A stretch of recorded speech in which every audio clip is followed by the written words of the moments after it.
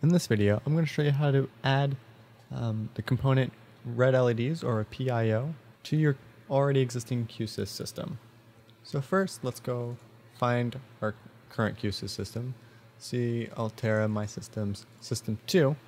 Let's copy this system. Like I said, it's always good to copy the working system, so when you work on it, if you royally mess up, you can always revert back easily. Just come in here, rename this to System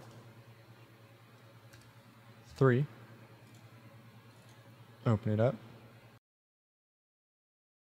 Here's our current working system as we have it.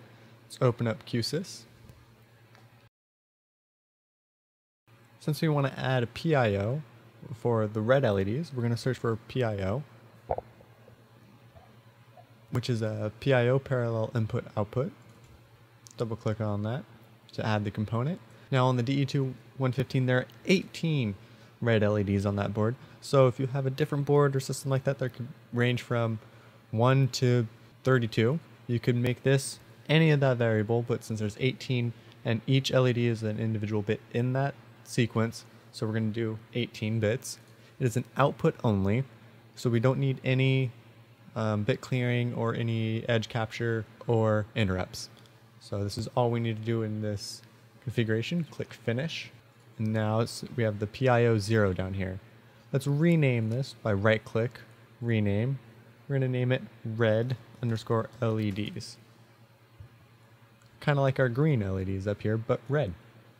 So now, what do we need to configure?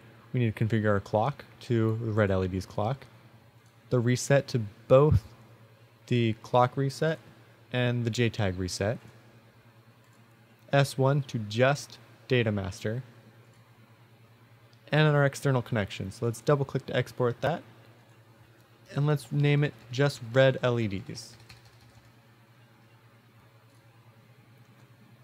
And now everything's fine. Let's take a look at our errors. It says overlaps, overlaps, and overlaps. So we just have memory overlapping.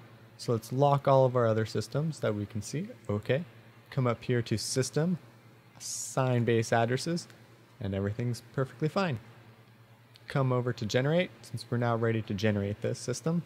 Generate HDL, Verilog, Create Block System File, BSF, Generate. Alright, now we can see that our generating was completely successful. We can close out of that. Now minimize Qsys. Come in here, we need to delete the system since we copied it, so it's pointing to the old block diagram. You need to double click in here, click the three little arrows, Altera, My System, System 3, since we're now System 3, Neos 2 System, Neos 2 System, BSF. Click OK, OK. Put this in here, let's line it up. And now, as you can see, not everything lines up exactly as we planned. This was our reset. Our reset's now technically going to red LEDs. We don't want that. So we're going to want to move this one down. Since we're doing that, let's clean up our block diagram a little bit. Just make this look a little bit nicer.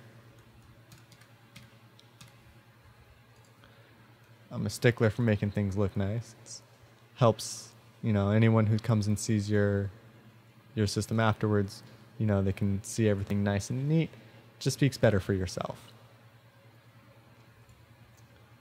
Connect our reset as it was before. We don't have to rename that. That's perfectly fine. Now we need to add a pin. Now red LEDs, it's purple, so it's an export. So output, put an output down here. And again, let's rotate this. Bring it down here. Connect it. And look up our name for this. And our name for the red LEDs is LEDR. LEDR. There we go. LEDR. Open bracket. And now that we have 18 of them, so it's going to be 17.0. End bracket. There we go. Save this. Everything looks fine right here. Now let's generate and compile.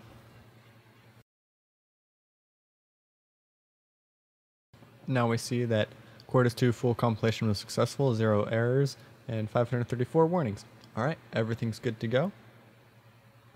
This system and all its written documentation are available for download at fpga.seanwrall.com. Go check that out and download it and play around with FPGAs because it's pretty fun.